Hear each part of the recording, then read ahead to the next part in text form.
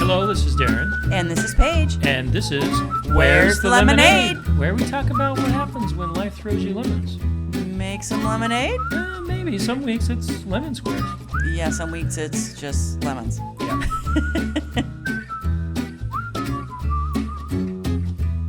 On today's episode, Event etiquette for co-parenting.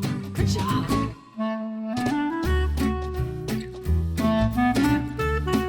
We just had a great wedding.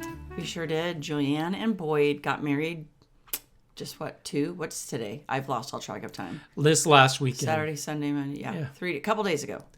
So it's been a whirlwind. All those that have been listening to the podcast know we've missed a couple weeks. That had a lot to do with me traveling a little bit and also getting ready for the wedding. Yeah. It's been very busy around the house. Yeah, it's been busy and a good busy. But yeah, trying to get everything ready and do things around the house and get ready for the wedding. So it's been fun. I can't think of any bigger event that a parent in a co-parenting situation has to deal with than probably a wedding. Wouldn't you say that? Yes, it is a lot. And if you don't have a good working relationship with your ex, I can't even imagine. I can't even imagine how challenging that would be for the child. Right? Like, I'm not even thinking about the adults, like, oh, how hard that must be for the adults. For the child, trying to navigate a contentious relationship between your two parents and trying to get married. And, that would be very, very hard. That would be very hard. Like, who pays for what? Yes. Whose house is, which venue is it going to be at? Where is it going to be? I would think that most kids would just say, I'm just going to get married as far away from both parents as possible. No one's invited. But that was not the case for us. It was not. Julianne and Boyd were a dream, actually, to work with for the wedding. And they did such a good job at balancing 3 families this past week, because Boyd's family came into town. Yep. A week before the wedding. So they had 3 families that they were trying to make time for, spend time with while still getting ready for the wedding. I mean, they had a big balancing act. Yeah, and I thought they did a good job. In fact, we just talked to them, and they're not on their honeymoon. They're doing a staycation for their honeymoon. So we talked to them on their drive back. Yeah, that sounds weird that our kids just got married 3 days ago and we're talking to them. We're not controlling weird helicopter parents. They're in the car driving. Just a little bit. I promise. I was thinking that when you were just on the phone with them, because he was just seeing how the drive was going. I'm like, this is so weird that we're talking to them 3 days. It's a 9-10 hour drive. Yeah, so. No, but I'm just saying because they're not doing a traditional, they did not take a honeymoon yet. They stayed 2 nights here, which we still saw them both days. That was a little weird. Yeah. So they spent the night at a hotel and then came back and we opened presents and had lunch, and then they spent the night at the hotel and then they came back to see everybody again before they took off. Yeah. So not a typical situation.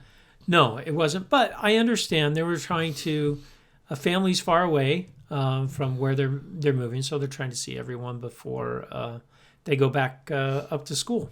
Yes. And they're going to have a honeymoon staycation because there's a lot of trips that they have coming up in the next few months. There's only so much money to go around for trips. Yeah, that is true.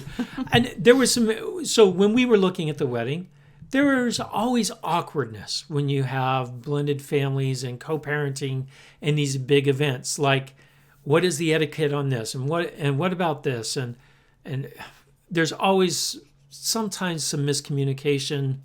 Or there's lots of landmines, I guess is the right word to say, right? Yeah, for sure. For sure. I mean, there's a lot going on with a wedding. And there's you make a big checklist, right? And you've got to figure out, as the child that's getting married, you're figuring out if your parents haven't talked and divided things up, then the child has to help divide things up. Or, it's a lot. It's a lot to handle. But you know what? I think it went off pretty smooth. Yeah. Yeah, I think so too. I think things got divided, right? Kind of right up front of who was doing what and who was paying for what kind of got divided fairly quickly. Yeah. In our situation, and There were just a couple small minor, oh, I thought you were going to do that. Oh, I was going to do that. No problem. It resolved itself. Oh. But that's very different for those of you that are in a traditional family, non-blended family, and you're parenting in the same house. There's a lot of communication that just happens naturally. When you're in co-parenting, that communication doesn't happen like it used to.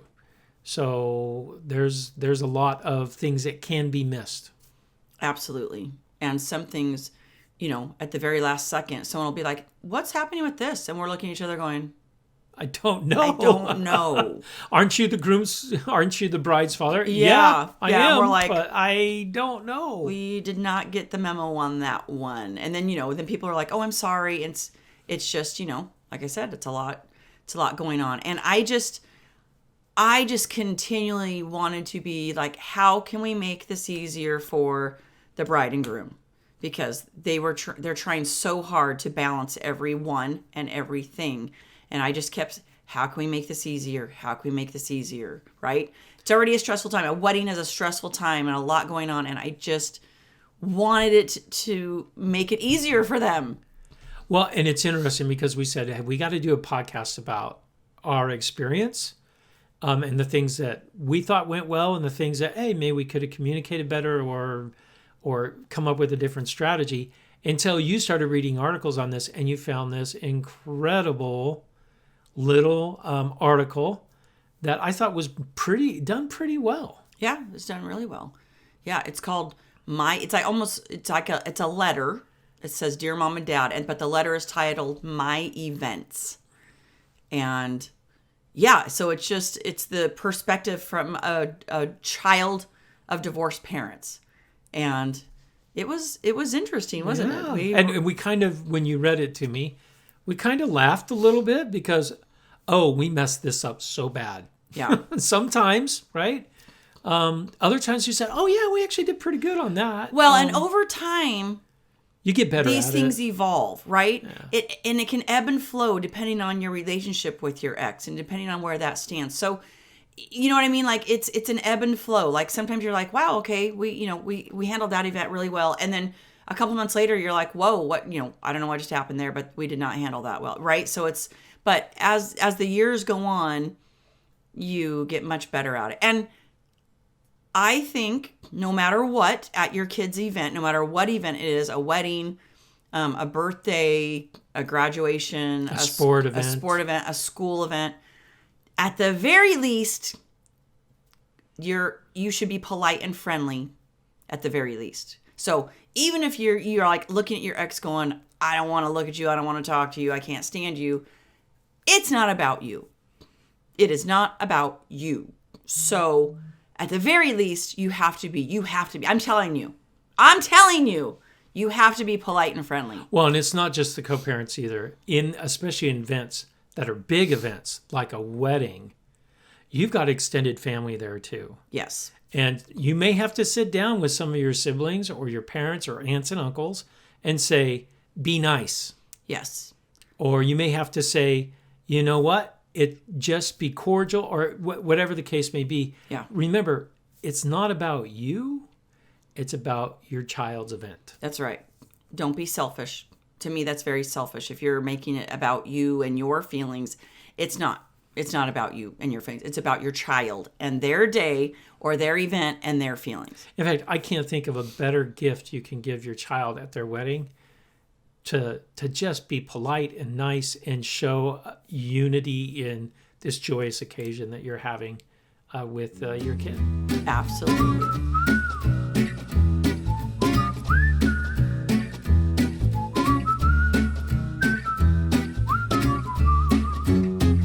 All right, hey, let's talk about the article. I love the way it was phrased. Dear Mom and Dad, these are my events, right? I love it. Yeah, it says, you are a guest here, and I ask you to act accordingly.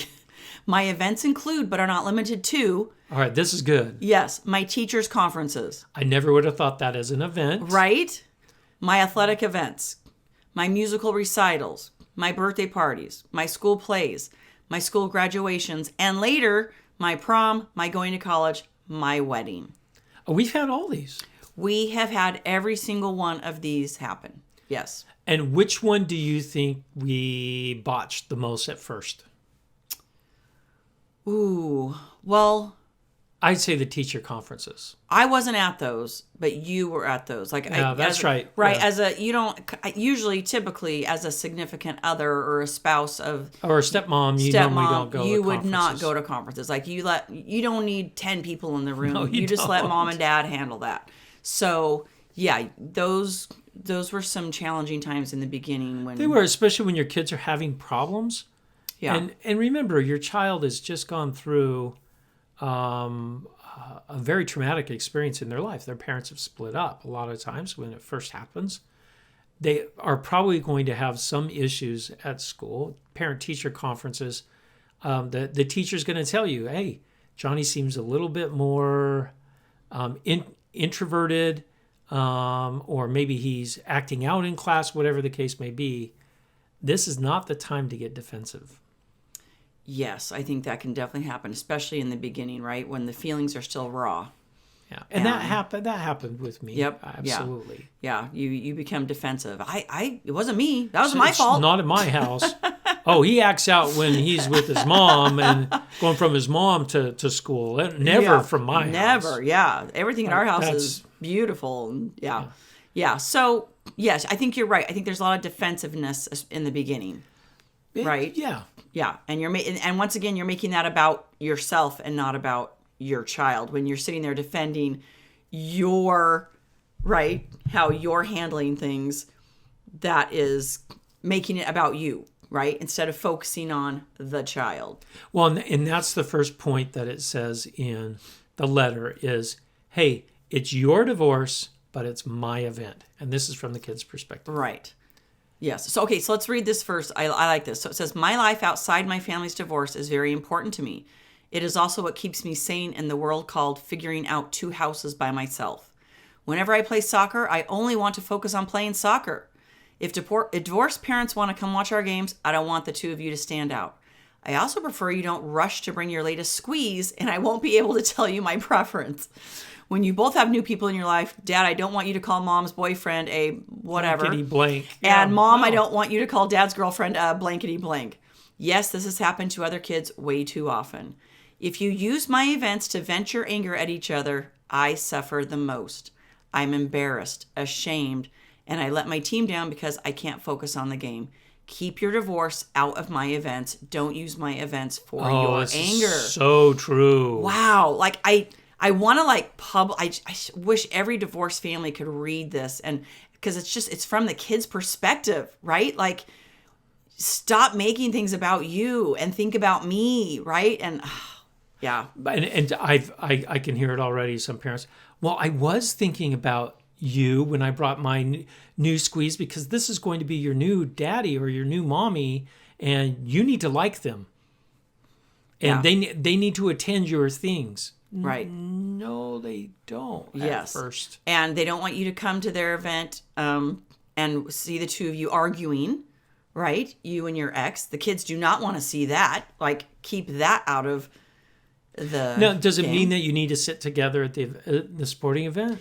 You know what? So I read a different article, and it said if you have gotten to that point, absolutely you should sit together. They said there's nothing better for a kid than to look out and see Mom and Dad sitting together. That's not giving the kid a false sense of Mom and Dad are going to get back together? No, I don't think so. I think it's my life has, a bomb has been set off in my life, and look, at least some things can still be good, and the two people that I love probably Yes. the most, right? can sit and high five each other at my game or right now. Now, not everybody can do that. We're not saying that everybody should do that, and not everybody shouldn't can high do five that. each other with a grimace on your face. That'd be bad. Fine, I'll high five you. This But- is for Johnny. Yes. So you don't have to sit together. That's ideal. Like, literally, that would be the ideal situation, that you sit together.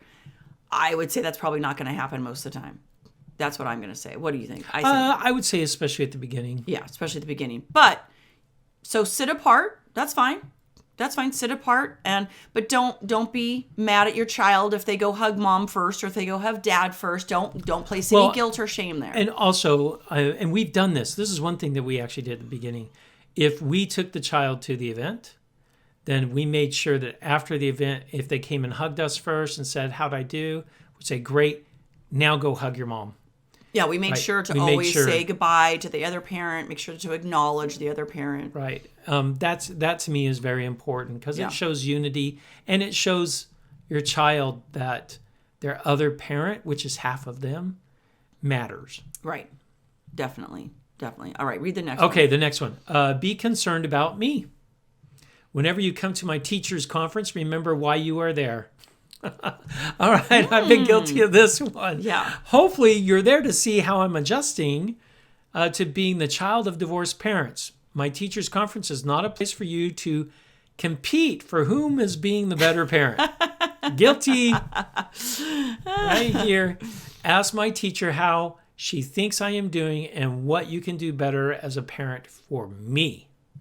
My teacher's conference is an opportunity for you to find out about my welfare.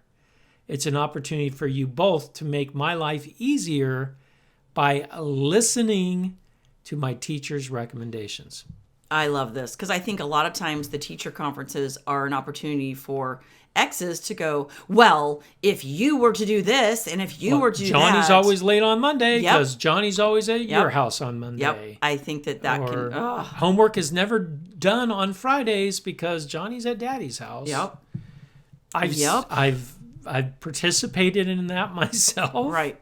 And I've seen that too. Yes. The blame game and the pointing. And that's when sometimes you do have to work those things out. And sometimes there is a parent that's better at getting things done and getting homework done and turned in better than, and sometimes the one parent is better at getting the kid to school on time than another.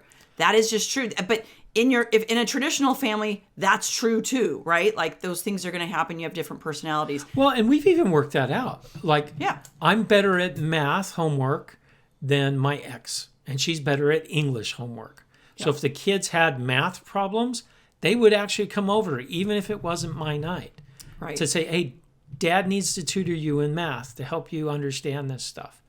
You got to be flexible. Remember, it's about the children It's when it about the child. comes to these things. So I like this. At your parent-teacher conference, focus on the child. What is important and what is going on with the child. Don't be sitting there thinking the whole time, because I understand you're going to be sitting there looking at your ex the whole time going, oh, you know. And you're thinking, okay, she just said this. I'm going to say this. Right? Or he just said that. Ooh, I'm going to counter with this. Yep. No, stop it. Listen to the teacher. Talk about your child. And if you're saying you're not doing that. Maybe you aren't. No, when you're first divorced, of course you are. We don't know everybody. Oh, I don't know everybody. Come on, you don't know everybody. I don't. You don't know everybody. You don't. But I know I'm not alone. No, of course you're not alone. But we don't. Every situation is different.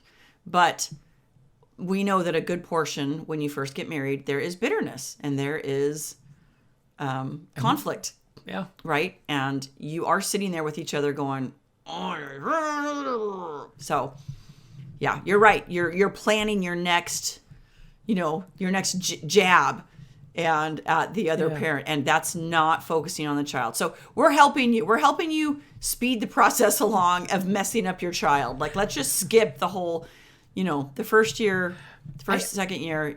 You can just do so much damage to your child. It's interesting because I can see where people would be using teacher conferences as like a therapy session. Oh gosh, the poor teachers. The poor teacher. I feel bad for you guys. The poor teachers. Oh. Okay, the next one. Respect me.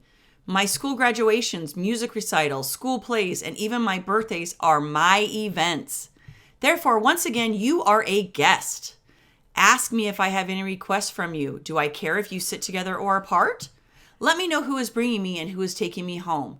If you have feelings about any of the logistics, work it out with your therapist. I love that. I understand if I have one or two contentious divorced parents.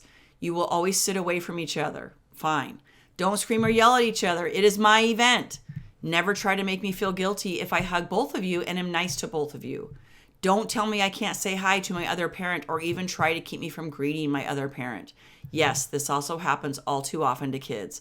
Once again, remember, this is an important event for me. Remember, it is not about either of you. So, guess what? You are going to have all of these things that we just mentioned. School graduations, music recitals, school plays, all of those things, right? Your birthdays, You're going to have all of these things come up. Several times a year, you're going to have these things come up. And once again, it's about the child. It's not about you. Well, and this could get tricky sometimes. What if, like for us, we always have a tradition after a music recital to go to ice cream afterwards. Yeah. We've always done that. Right. We've done it for years. But what if we don't have the kids when we just went to a music recital and they look at us and say, now this hasn't happened to us. Yeah. But they look at us and say, aren't we going to ice cream?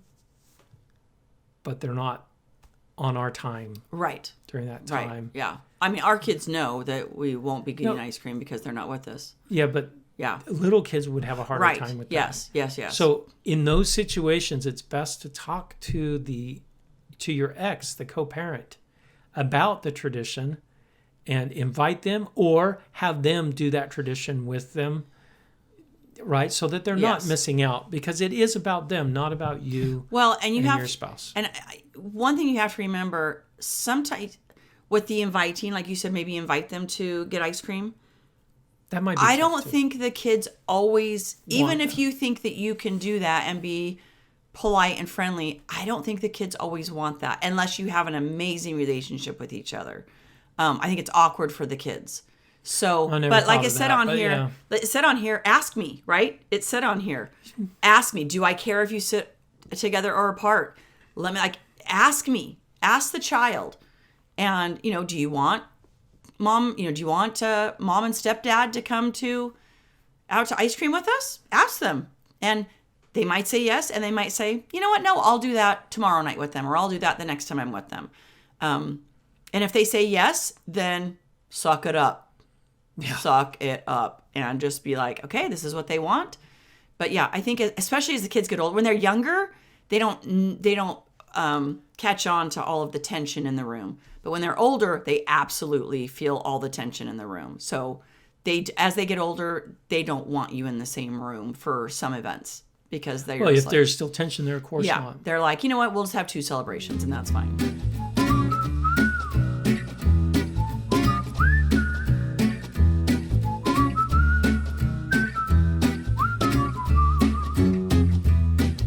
Okay, the next section is move on. This it made me want to sing Let It Go. Yeah. Right? Yeah. The more you do with your inner work and move on from the divorce, the better things will be for me. I don't want to be your confidant. That is so important. Yep. Do not let your kid be your therapist. No. Yeah, you have to figure out love after going through trauma of my parents. Yeah, the kids are trying to figure out what love is after a traumatic divorce. Yep. So yeah, I like what they said there. Move on, and like what you said, don't use your child as a confidant. Right. Did you see your dad's new girlfriend? What a hussy. Is that a word, hussy? Hussy? I think so. Yeah, that's an old word. Yeah. I'm aging myself. Yeah, you are. Yeah, and then it says, when I go off to college, leave home, get married, all the normal things people do, I expect you both to be focused on what I need, not each other and your unfinished business. By the time I get married and I have to figure out how to handle 2 families to my fiance's 1, please understand. So we just went through this, right? Yeah, Julianne had her 2 families and Boyd had his great family. And they were trying to balance all 3. And my heart kind of broke for them that they're trying to divide time between all 3. And I thought they did a really good job. They did a really good job. And, if we talked to them and asked them how stressful that was, I bet they would say it was stressful. Yep. They did a really good job. So I hope we made things as easy as possible as we could for them. I didn't want them to feel like they had to spend, every minute with us, because we knew that they were being pulled. When she had friends that came into town and cousins and bridesmaids and she had so much going on. we were just trying to be supportive. Who was it? One of her friends said, I am glad I got married during COVID when we couldn't have all the moving parts that go into a normal wedding. Yep. So what else let's say? Okay, I like this. It says, so to recap. All right, here's the recap. So this is the recap as a child of divorced parents. Remember, it is my event and you are the guest.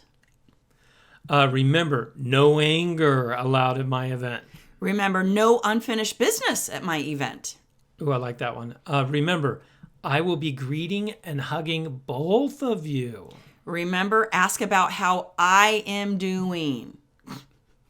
If appropriate.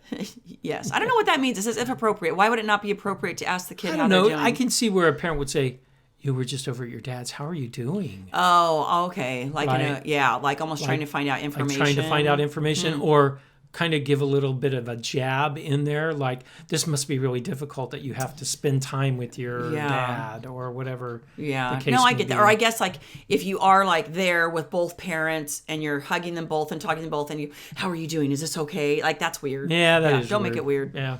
All right. Remember, I want all of us to be happy. I want all of us to happily land on our feet. That was I couldn't read that one. Yep. Can you believe that? So it says it's pretty simple. My events are important to me and for me. Please use them to be the great parent I know you can be.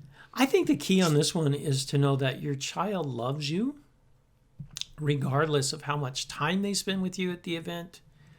They still love you and they notice if you're there or if you're not.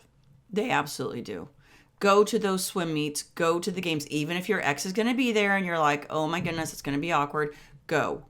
You don't have to sit with them, but your child needs to see your face there. They need to see that they're supported by both parents. So go to those activities, even if it's hard for you. It's not about you. You already messed up your kid's life.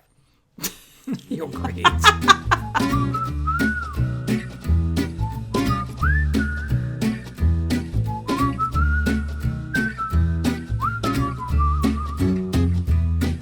All right, our lemonade moment of the week is all about the wedding. The lemonade was great food, great company.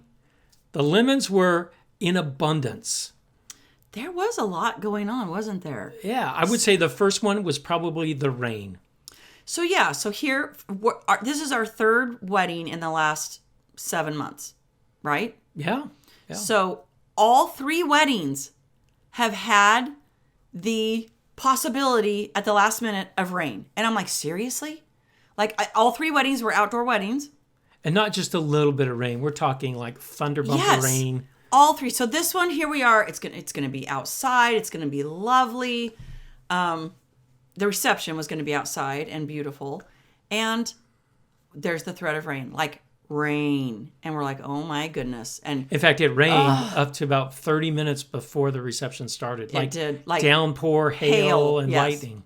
So at the last minute, everyone's running tables out, running the decorations out, running the food out. And kind of crazy. So weather was lemons, but the reception ended up being total lemonade. It was beautiful and wonderful. All right, another major lemon. One of our children that was driving here, Rachel and Amanda, and the girls. Girls, they're not. I've got 3 grandkids now, so I have to remember girls and boys. Their car broke down on the way here. About an hour away, they called and said, "What you doing?" And I'm like, "Waiting for you." And they're like, "Oh, well, can you come get us?" So and this was about an hour and a half, 2 hours before we were hosting a swim party at the house with Julianne's new in-laws. Yes, and his family. And his family. And his brother and their kids. And so I missed most of that. Yeah, it was like... Which is fine. And we knew Paige deal. was the one that had to go because I was grilling, I was setting everything up. It was no big deal. So. No big deal. But it turns out the car was not a full loss. There was just a sensor that went south. So the car still works, which was good. Yes. And then all of the next day...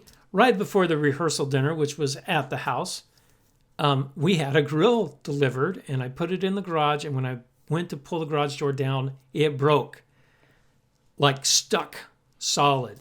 We don't have an automatic garage door because that broke a long time ago. We took that out. You just have to pull it up and down, and you pulled it up and you went to pull it down, and it was stuck up.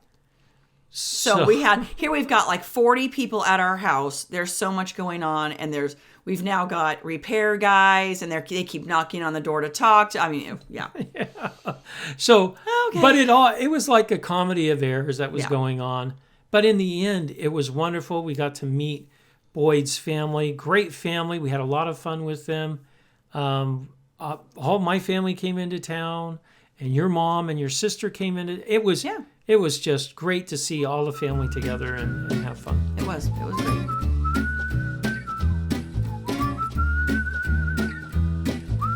If you like today's episode, give us 5 stars on iTunes, Spotify, Google. And head to Facebook and like us. And check out our blog at where'sthelemonade.org, where you can leave questions and comments. But most of all, go out and make some lemonade. You betcha, baby.